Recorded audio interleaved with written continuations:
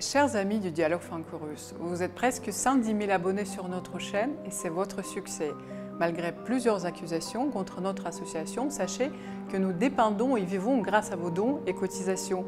Vous êtes nombreux à nous suivre, partager, analyser, commenter nos contenus. Si chacun d'entre vous fait un petit don, sachez que ça peut constituer le budget annuel de notre association. Je compte sur vous comme vous comptez sur moi. Nous sommes là pour maintenir le dialogue franco-russe parce que nous croyons à l'avenir de nos relations entre la Russie et la France.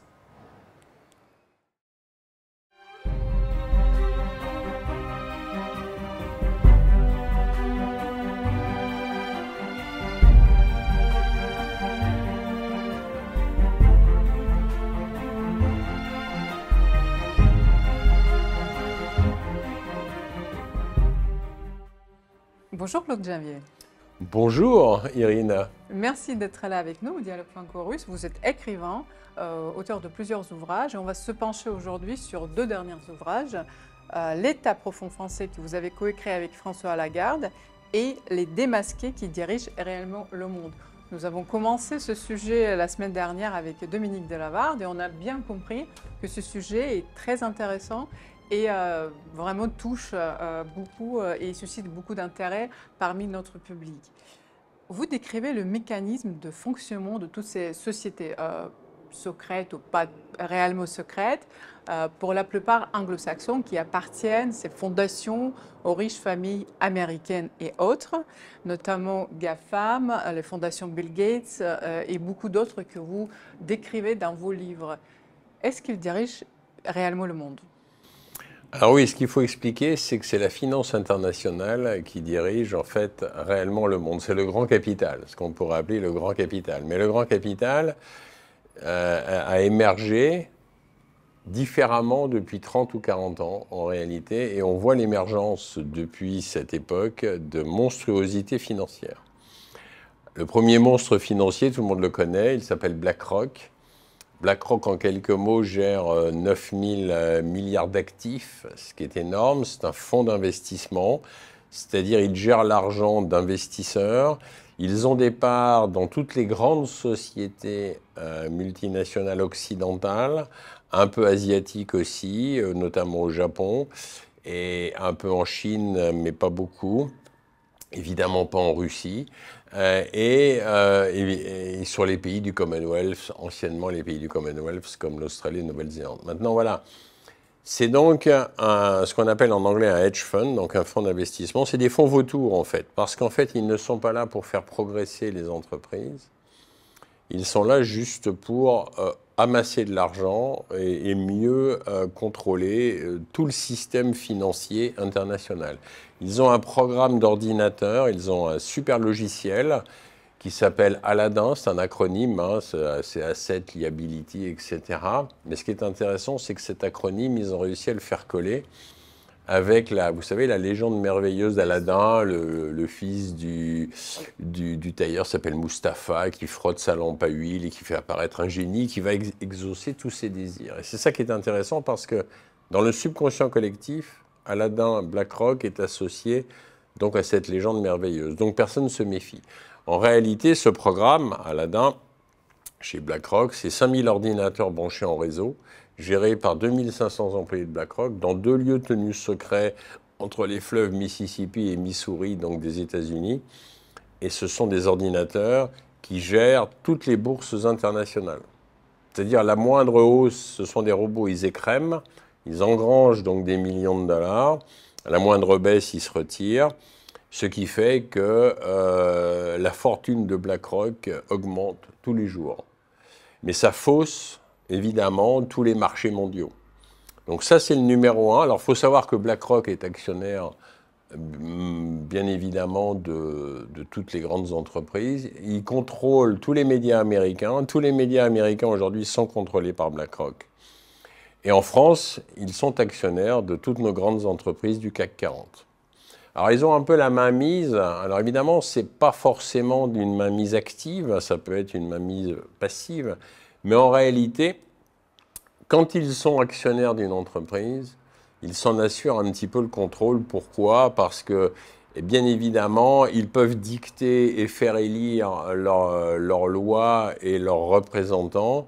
Et comme il y a des millions de dollars ou des millions d'euros derrière, tout le monde a une tendance un peu à leur obéir au doigt et à l'œil. Et en réalité, le PDG d'une entreprise, quelle qu'elle soit, est toujours intéressé à ce que les bénéfices augmentent et que ses actionnaires soient contents. Donc en réalité, c'est un espèce de cercle vicieux. Ça, c'est le numéro 1. Mais le numéro 2 est encore plus intéressant, ça s'appelle Vanguard. Vanguard, c'est quand même quelque chose aussi, puisqu'il gère aujourd'hui 7000 milliards d'actifs, ce qui n'est pas rien. Mais Vanguard, le cas de Vanguard est intéressant parce que Vanguard a été fondé en 1975 par un parfait inconnu qui s'appelle Boyle, que personne ne connaît. En réalité, quand on commence à enquêter un peu sur le sujet, on s'aperçoit que Vanguard a été créé par les 13 grandes familles les plus riches au monde. Vous en connaissez au moins 2, il y a les Rothschild et les Rockefeller, je ne vais pas vous les présenter. Mais il y a aussi d'autres qui ne sont pas très connus du grand public, comme la famille Orsini, la famille Vanderbilt, la famille Dupont de Nemours, la famille royale d'Angleterre. Ce n'est pas parce qu'elle est immensément riche, c'est parce qu'ils ont un carnet d'adresses avec la City de Londres, la famille Morgan. Et récemment, ils ont coopté la famille Bush, parce qu'ils se cooptent entre eux. Mais ce qui est intéressant avec Vanguard, c'est que donc vous avez ces 13 grandes familles qui sont au-dessus de la mêlée, si on peut parler comme ça, mais que personne ne peut atteindre parce que Vanguard n'est pas coté en bourse. Donc vous ne pouvez pas acheter une seule action de Vanguard. Donc Vanguard est à l'abri de toute OPA de la part d'autres grandes sociétés. En revanche, Vanguard est actionnaire de BlackRock, est actionnaire de tous les grands laboratoires pharmaceutiques, est actionnaire de toutes les usines d'armement, etc., etc. Donc on voit bien le contrôle total qu'a Vanguard aujourd'hui sur le reste du monde et sur la finance internationale. Alors après, le problème de ces gens, c'est qu'ils ne... Comment vous expliquer? Ils ne raisonnent pas comme vous et moi. Vous, comme moi, on a des qualités, on a des défauts. On n'est pas des saints, c'est vrai, personne ne l'est sur cette planète, sinon ça se saurait. Mais en revanche, on essaye toujours d'aller dans le sens positif, dans le sens de la création. On peut se remettre en question, on dit « bon là j'ai fait une erreur, ok très bien ». Ces gens-là ne raisonnent pas comme ça. Ils ne vont pas dans le sens positif, ils vont dans le sens négatif, ils vont dans le sens de la destruction. C'est-à-dire que leur unique but, c'est d'accroître leur puissance financière tous les jours et de contrôler la majorité de la population mondiale. Pour mieux, justement, faire consommer cette majorité de la population mondiale et continuer à agrandir leur richesse. Alors, à la question, est-ce que ce sont des malades mentaux? En quelque sorte, oui. Parce que de toute façon, ce n'est pas des raisonnements sains ni analytiques. Le problème, c'est qu'ils sont totalement perturbés. Alors, le problème, ils n'apparaissent nulle part. Et ils ont des sous-fifres, des gens ultra friqués, comme je les appelle.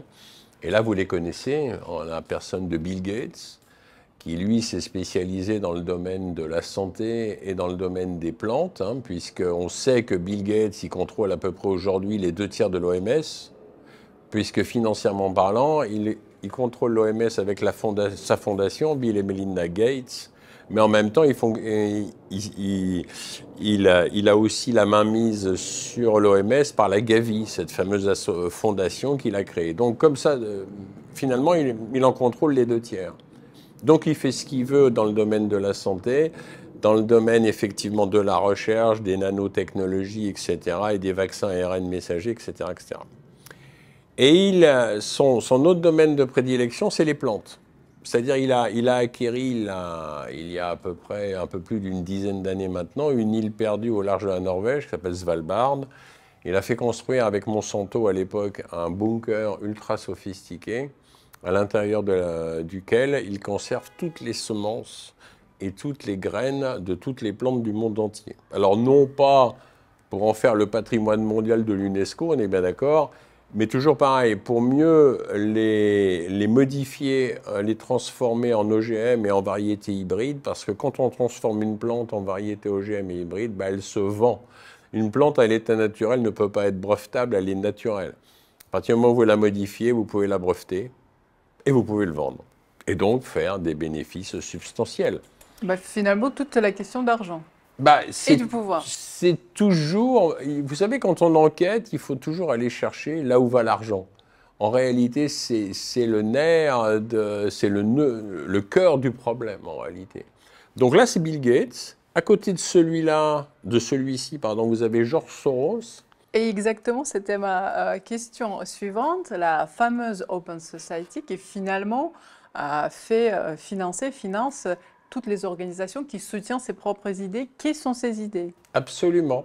Donc lui, sa spécialité à George Soros, c'est les coups d'État, c'est fomenter et organiser des coups d'État dans tous les pays, du Proche-Orient notamment et même ailleurs. Tous les printemps arabes, c'est Soros derrière avec son Open Society et son Human Rights Watch, parce que ça aussi, ça lui appartient. Donc ça, c'est vraiment son domaine.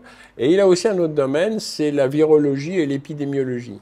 Parce que ce que peu de gens savent, c'est qu'à Wuhan, en Chine, là où il y a le fameux laboratoire P4 qu'on a tous entendu parler lors de la crise sanitaire, il a fait construire, lui, un autre laboratoire à côté de celui-ci, privé. Et je ne me souviens pas du nom de la rue, mais en revanche, je peux vous donner le numéro, c'est 666. Ça ne s'invente pas quand même. Et ça, c'est réel. Ce que je vous dis là, c'est factuel, hein, c'est vérifiable. Donc c'est assez intéressant. Donc on a Gates, Soros, et nous avons les GAFAM à côté qui sont contrôlés totalement par l'oligarchie financière mondiale internationale. Et GAFAM, ça concerne tout le monde, finalement. Ça concerne tout le monde. Mais vous savez, il y a une légende urbaine là-dessus. On nous présente souvent ceux qui ont inventé Google ou même Facebook, Mark Zuckerberg, comme des petits génies. C'est vrai qu'ils ne sont pas bêtes, ce sont des petits génies. Mais on nous les présente souvent, ah oui, ils ont démarré dans leur petit garage avec un petit moyen, un petit clavier, tout petit, gna gna gna gna. En réalité, ils ont tous été approchés par la CIA et financés par le fonds Carlyle, qui est le fonds privé, monstrueux d'ailleurs, parce que c'est un fonds énorme, privé de la CIA. Et juste, ils font le bon casting, tout simplement. Voilà. Comme par hasard. Comme par hasard. Ce qui vous explique pourquoi aujourd'hui, Google, YouTube, etc. exercent une énorme censure sur qui ils veulent, que Zuckerberg, via Facebook, exerce aussi une certaine censure, et qu'en ce moment, tous les réseaux sociaux sont mis à mal, souvent par justement les GAFAM, puisque les GAFAM dépendent directement de cette oligarchie financière mondiale apatride. Et d'ailleurs, ça a été... Et aussi, je n'ai pas mentionné Jeff Bezos, hein, le fondateur d'Amazon, qui lui aussi, parce qu'on nous le présente comme le petit libraire qui a démarré tout seul, sans argent, et puis qui a eu l'idée de génie d'envoyer ses livres par Internet, enfin, par livraison plutôt. Mais en réalité, n'importe qui aurait pu avoir l'idée. Le problème, c'est d'avoir les fonds pour le réaliser. Donc lui aussi a été de toute façon approché par la CIA et financé par Carlyle. Donc, par le fonds Carlyle. Donc, on voit bien la mainmise donc, de cette oligarchie financière mondiale apatride par ces valets ultra-friqués que je viens de citer. Alors après, le problème, c'est qu'eux-mêmes, ces valets ultra-friqués, envoient des programmes pour déstabiliser, détruire et pervertir toutes nos sociétés. C'est-à-dire qu'au moyen, par l'intermédiaire de la santé, puisqu'ils contrôlent tous les laboratoires pharmaceutiques, par l'intermédiaire de la nourriture, en ce moment le problème de la nourriture, c'est qu'elle est de plus en plus frelatée, il y a de plus en plus d'hormones, d'antibiotiques, etc., et de plus en plus de sucre. Tout le monde mange du sucre à son insu aujourd'hui et il ne faut pas s'étonner si de plus en plus de gens, jeunes, hein, j'entends, ont des problèmes de surpoids. Et d'ailleurs, qui dit problème de surpoids dit problème souvent de diabète ou quelque chose comme ça. Et qui soigne le surpoids ou le diabète? Les laboratoires pharmaceutiques, qui est actionnaire des laboratoires pharmaceutiques. Attention, on sera accusé de la grossophobie, là. Oui, mais c'est intéressant, parce que ça aussi, c'est perverti. Ce qui est perverti aussi, c'est le climat. Et ça, je le mets en exergue dans mon livre Les Démasqués, parce que le climat, aujourd'hui, on nous rabâche le réchauffement climatique, mais le réchauffement climatique, c'est un leurre. Notre planète a toujours eu des périodes de réchauffement et des périodes de glaciation. Que la pollution ait un impact sur notre vie, certes, mais de quelle pollution on parle ? Si on parle juste des voitures aujourd'hui qui, en Europe, ne polluent quasiment plus, mais on ne s'attaque jamais aux réels problèmes, qui sont les porte-containers, par exemple, qui sillonnent le monde entier et qui, eux, voguent au fioul lourd et rejettent dans l'atmosphère une quantité du dioxyde de soufre absolument phénoménale. Ça, c'est un problème. Mais le problème, personne ne l'évoque. Vous voyez, ça, c'est les plans donc, de l'oligarchie financière mondiale internationale. Et après, chose tout aussi grave, ils œuvrent aussi pour déstabiliser nos valeurs fondamentales, familiales et sociétales et religieuses. Et on va y arriver, vous vous démasquez justement de ces domaines-là, Big Pharma, l'écologie, le wokisme, ce sont les nouvelles religions d'aujourd'hui. Et nous, au Dialogue franco-russe, nous parlons beaucoup de des questions géopolitiques et géostratégiques. Et là, on arrive au volet géopolitique. Je vous cite, il est évident que la Russie représente un bloc que les États-Unis doivent harceler constamment afin de la faire plier. Et plus tard, le conflit actuel par l'Ukraine interposée est un épisode majeur de l'affrontement entre la faction libérale les États-Unis et l'Union européenne et la faction impérialiste populiste Russie-Chine. C'est une grande bataille. Et quel est le score aujourd'hui? Qui gagne? Ah ben, qui gagne, de toute façon, la Fédération de Russie va gagner et est en train de gagner. Ce qu'il faut comprendre, c'est qu'effectivement, il y a un plan des anglo-saxons, depuis mais très longtemps, qui est d'envahir la Russie, qui est de la dépecer, de la morceler déjà en plusieurs États, parce que c'est plus facile effectivement à contrôler quand il y a plusieurs petits États qu'un immense État, car après tout, la Russie c'est immense. Il ne faut quand même pas oublier que les ressources aujourd'hui de la Russie ont été estimées, ressources en pétrole et en énergie et en minerais, ont été estimées à plus de 50 000 milliards de dollars. C'est pour ça aussi que l'oligarchie financière mondiale anglo-saxonne a envie de piller la Russie. Vous vous rendez compte? 50 000 milliards de dollars.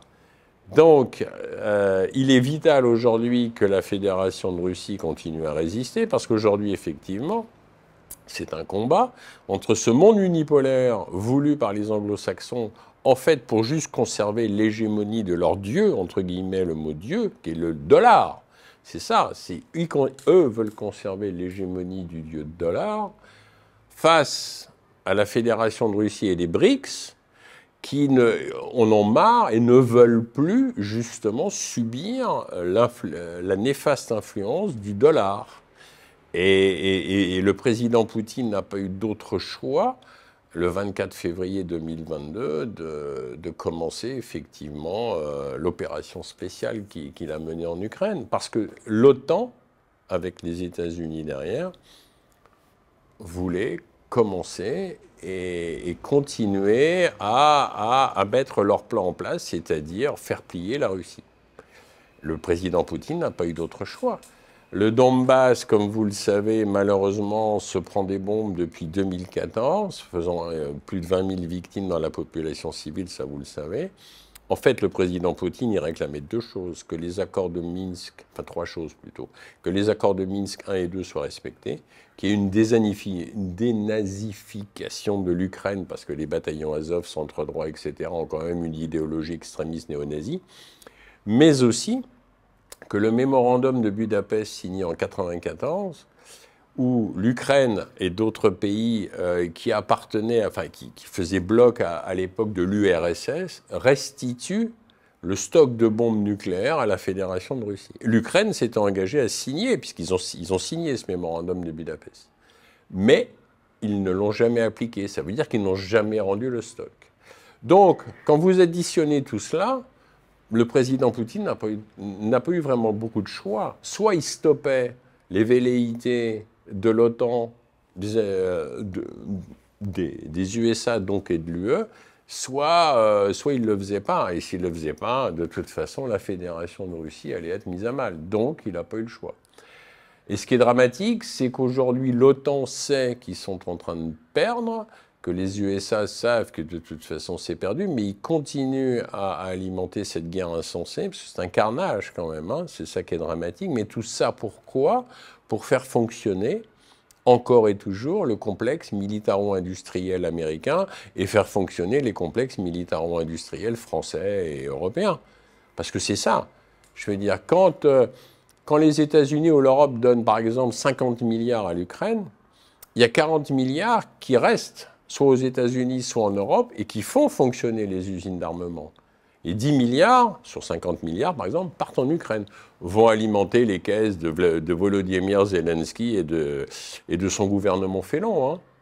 Mais c'est ça qu'il faut comprendre, c'est que pour l'instant, ça fait marcher les usines d'armement. Et qui est actionnaire des usines d'armement? Je l'ai dit tout à l'heure, nous retrouvons BlackRock et Vanguard. Non mais vous voyez un peu, et là on est effectivement à la croisée des chemins, si je peux m'exprimer ainsi, c'est-à-dire soit c'est le monde multipolaire qui l'emporte, et ça serait tant mieux, soit c'est le monde unipolaire, et là ça serait vraiment très grave. Mais exactement, si on suit votre raisonnement, votre analyse, cette guerre-là, entre autres, parce qu'il y a deux conflits également dans le monde, cette guerre peut durer encore des années puisque le monde unipolaire n'est pas prêt à céder. Comment vous voyez cette confrontation, cette nouvelle configuration? Combien peut-être de temps il faut encore? Puisque la naissance du monde multipolaire, également, c'est une évidence. Notamment, on voit ça avec l'émergence des BRICS, entre autres. Bah, c'est un peu difficile de faire une prospective et de dire quand est-ce que ce conflit va se terminer. Le président Poutine, il n'est pas pressé. Il n'est pas pressé parce qu'il ne veut pas non plus engager trop d'hommes. Il veut limiter la casse. Et c'est tout à son honneur d'ailleurs, hein, de toute façon. Mais alors après, quand ce conflit pourrait se terminer, ça, c'est difficile de le présager. Maintenant, comme il y a de plus en plus de pays qui adhèrent aux BRICS, à un moment donné, il est bien évident que ce conflit se terminera. Alors quand, je ne sais pas. Entre les deux, entre-temps, malheureusement, qui en souffre? Nous, c'est-à-dire la France, l'Allemagne, et parce que nous avons des présidents, je parle d'Emmanuel Macron, mais je parle aussi d'Olaf Scholz, hein, le chancelier allemand. Ils sont effectivement vent debout contre le président Poutine, et d'ailleurs Emmanuel Macron s'oppose vraiment au chef de guerre incontesté de l'Europe. Mais il obéit au doigt et à l'œil, donc au complexe militaro-industriel américain, hein, Emmanuel Macron, il faut le savoir, quoi. Est-ce que les populations européennes comprennent que ce n'est pas leur guerre? Parce qu'au début, tout le monde voulait aider l'Ukraine à se battre pour la souveraineté, pour la démocratie, les belles valeurs occidentales. Est-ce que c'est toujours le cas pour les populations européennes? Est-ce qu'ils comprennent que finalement, in fine, ils ne se battent pas pour l'Ukraine? C'est un peu compliqué parce qu'on a affaire ici à du matraquage médiatique. C'est-à-dire qu'autant il y a beaucoup de Français qui ne sont absolument pas d'accord avec le président Emmanuel Macron. Et qui nous suivent, je les remercie. Absolument. Mais le problème, c'est que les médias mainstream n'en parlent pas. C'est-à-dire que les médias mainstream servent la soupe donc, à Emmanuel Macron et aux Américains. Donc le problème, on se retrouve aussi avec une majorité de Français qui, ne regardant que les médias mainstream, sont abreuvés par la propagande de guerre. Parce que c'est de la propagande de guerre. C'est-à-dire, quand moi je regarde LCI de temps en temps ou que je regarde d'autres chaînes, je veux dire, mais c'est de la propagande, mais c'est insensé comme propagande, parce que tout est faux. Et tout est faux, mais c'est du matraquage. Alors le problème, il y a des Français qui ne sont pas en accord, heureusement, et de plus en plus, mais il y a quand même une majorité de l'autre côté aussi de Français qui, eux, sont presque abrutis, entre guillemets, par cette propagande de masse et ne se posent pas de questions. Vous savez, c'est compliqué d'arriver à ce que de réelles informations arrivent de l'étranger, parce qu'il y a une censure par l'agence France Presse, par exemple, il y a une censure nette. C'est-à-dire que si on veut savoir ce qui se passe en Russie, le mieux, c'est d'y aller. Et le mieux aussi, c'est d'avoir des amis qui y sont et qui rapportent effectivement des informations objectives. Mais le problème, si on attend des médias mainstream qu'elles diffusent des informations objectives sur ce qui se passe, par exemple, en Russie, on peut attendre longtemps. D'où vient le succès de plusieurs chaînes alternatives comme Dialogue Franco-Russe, mais pas que, parce qu'il y a beaucoup, et notamment il y a beaucoup de blogueurs et youtubeurs, comme on dit maintenant, qui font savoir au monde ce qui se passe réellement en Russie, puisqu'ils vivent sur place. Et ça, je pense que vous les trouverez facilement sur YouTube. Encore sur YouTube. Oui. Oui, comme nous aussi d'ailleurs. Il est difficile de se battre contre le nouvel ordre mondial, voilà, donc on utilise cette notion. D'ailleurs, vous dites que le pouvoir est concentré chez les sociétés et associations anglo-saxonnes pour la plupart. Mais finalement, est-ce que les Français, est-ce qu'ils ont leur État profond? Et d'ailleurs, là, c'est le livre qui s'appelle exactement comme ça, l'État profond français. Et oui, il y a un État profond français. Mais vous savez, un État profond, la notion d'État profond, déjà, je vais clarifier ce que c'est qu'un État profond. En fait, un État profond, c'est ce qui ne se voit pas. C'est-à-dire, on voit le président, on voit les ministres, mais on ne voit pas la haute administration publique. Pareil pour la haute sphère du privé, on connaît les grands PDG des grandes sociétés du CAC 40 comme Bernard Arnault, François Pinault, etc. Mais juste en dessous, on ne sait pas. Ça, c'est l'État profond. Ça veut dire que n'importe quel État aujourd'hui de la Terre a un État profond. Le problème, c'est pas presque, je vous dirais, c'est pas qu'il y ait un État profond. Le problème, c'est quels sont les buts de cet État profond. Est-ce que cet État profond va dans le sens d'améliorer le bien-être des peuples et d'améliorer le PIB d'un pays, donc d'aller dans le sens du bien commun? Ou est-ce que cet État profond ne va pas dans ce sens-là et va dans le sens de la destruction des valeurs d'un pays et du bradage de nos industries, comme en France par exemple? Donc c'est pour ça qu'avec mon ami François Lagarde, on s'est dit qu'il fallait qu'on sorte un livre sur l'État profond français parce qu'on a mis en exergue en réalité que cet État profond français ne va pas dans le sens du tout du bien-être des peuples, du peuple français. Il suffit de regarder ce qui se passe aujourd'hui en France. En France, au niveau alimentaire, on en est à 20% d'inflation. Le prix de l'énergie monte en flèche. Nous avons quand même, chiffre documenté, ce que je vais vous dire là, en France, nous avons 15 800 000 pauvres aujourd'hui, sur 32 millions d'actifs. C'est énorme. Ça veut dire que, en fait, ça, ce sont des chiffres qui sont cachés. Mais ce que je suis en train de vous dire là, ce sont des chiffres que nous avons vérifiés avec mon ami Jean-Louis Zambert à l'époque où nous avions écrit Le virus et le président. Mais c'est ça qu'il faut comprendre, c'est qu'on est dans un pays où le vernis social nous fait miroiter que tout va bien dans notre pays, etc. Mais pas du tout. Pas du tout. Et malheureusement, ça, c'est l'œuvre aussi de plusieurs décennies de présidents félons, comme Sarkozy, par exemple, François Hollande et maintenant Emmanuel Macron. Mais en même temps, c'est une grande trahison parce que c'est qui en souffre? Le peuple. Et ça, c'est l'œuvre aussi de plus en plus de cet État profond. Alors, l'État profond, entre le public et le privé, il y a une espèce de collusion. Et c'est pour ça que ce qui ne devrait pas être. Je vais vous donner un exemple simple. Emmanuel Macron, avant qu'il soit élu en 2017, était un parfait inconnu du grand public. En fait, il était ministre à l'époque sous François Hollande de l'économie et des finances à Bercy. Vous savez, Vladimir Poutine aussi était inconnu il y a 20 ans. Voilà.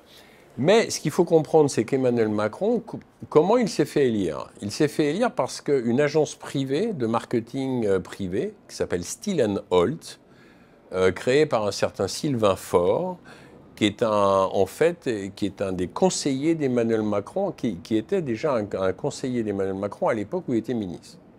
Il a créé cette agence de publicité privée, et c'est cette agence de publicité privée qui lui a fait obtenir 8000 articles de presse avant son élection en 2017, écrites, sans parler des interviews de télévision et sans parler des interviews radio. Donc Emmanuel Macron est passé du stade inconnu du grand public au stade connu grâce à une agence privée. Donc à beaucoup d'argent derrière, parce que ça coûte énormément d'argent derrière. Donc ça a été financé par le privé. Et ça, c'est une collusion publique-privée qui ne devrait pas exister en réalité, si on prend les choses vraiment simplement. Après, il y a plein d'exemples comme ça. Par exemple, les sociétés autoroutières françaises. Dominique de Villepin, à l'époque, quand il était ministre, il a fait cadeau des sociétés, des autoroutes en fait nationalisées à l'époque, à des sociétés privées. Jusque-là, on se demande pourquoi. Pourquoi priver l'État d'une grande ressource, puisque comme les autoroutes sont payantes, c'est effectivement beaucoup d'argent.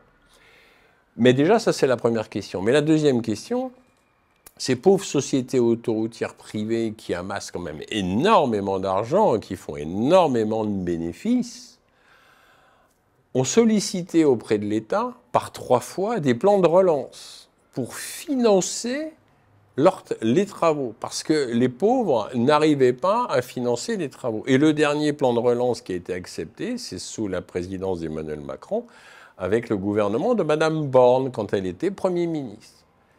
Mais là, c'est un non-sens total. Ça veut dire que comment une société privée peut-elle demander un plan de relance à l'État, que l'État l'accepte, donc l'État accepte de financer une société privée avec l'argent de nos impôts? C'est un non-sens. C'est un non-sens total. Moi qui étais auto-entrepreneur toute ma vie, ça ne me serait jamais venu à l'idée d'aller demander à l'État un plan de relance. Puis de toute façon, il m'aurait rayonné, il m'aurait dit « vous êtes gentil, débrouillez-vous ». Mais là, non, ça se fait. Donc ça, c'est l'État profond. Vous voyez, c'est une collusion publique-privée. C'est-à-dire qu'ils se repassent les postes. Et d'ailleurs, quand une personnalité, un haut fonctionnaire d'État passe dans le privé, on appelle ça du pantouflage. Et quand une personne de la haute sphère privée passe dans le public, on appelle ça du rétro-pantouflage.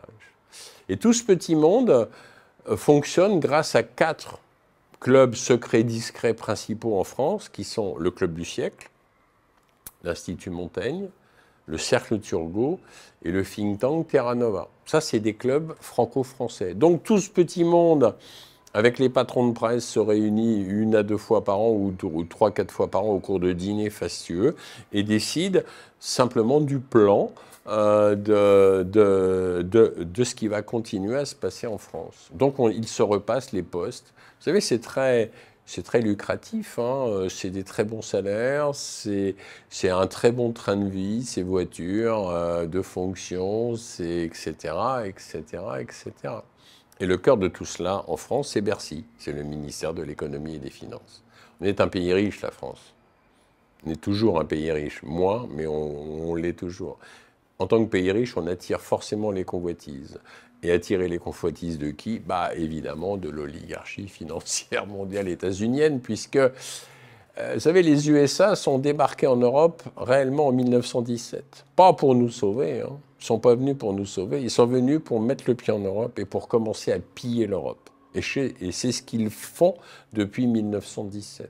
Et malheureusement, la France, comme tous les autres pays européens, se font piller par l'oligarchie financière mondiale anglo-saxonne. On présentait le livre de Youssef Indy sur ce sujet, la guerre économique des États-Unis contre l'Europe, où tout est décrit, les mécanismes justement très bien décrits.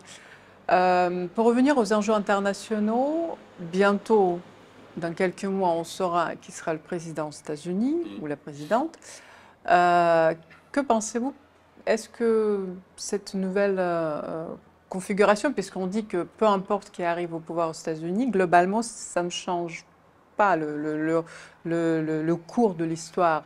Est-ce que peut-être cette fois-ci, si Donald Trump arrive au pouvoir, la guerre en Ukraine pourrait s'arrêter, ou au moins les mœurs vont s'apaiser, il aura un autre tournant ou pas? De toute façon, si c'est Donald Trump qui passe, ça sera toujours mieux, à mon sens, que Kamala Harris. Kamala Harris, c'est les néocons américains. C'est vraiment la même politique que Joe Biden, c'est la même politique que Barack Obama. Ça veut dire ça va être une politique de destruction qui va s'amplifier. Et avec Donald Trump, ça peut ralentir. Tout dépend comment Donald Trump va avoir les mains libres ou pas. Parce que c'est pas simple d'être président aux États-Unis. Je pense que c'est pas simple parce qu'il y a effectivement la CIA, il y a le fonds Carlyle que j'évoquais tout à l'heure, il y a le complexe militaro-industriel américain. Enfin, c'est assez compliqué. Mais ceci dit, j'aurais plus d'espoir en un Donald Trump pour que ce conflit insensé en Ukraine prenne fin. Et le conflit aussi Israël-Gaza, parce que ce qui se passe à Gaza est terrible aujourd'hui quand même. Et donc, j'aurais plus confiance en lui qu'en Kamala Harris. Après, vous dire qu'effectivement, ce qui arrivera, je ne sais pas encore. Mais il y a une chose qui est intéressante quand même chez Donald Trump, c'est qu'il a pris comme adjoint M. Robert Kennedy. Et Robert Kennedy, quand on regarde ses positions et ses déclarations, il est quand même assez... J'aime bien, quoi. Donc ça peut être de bon augure, affaire à suivre au mois de novembre.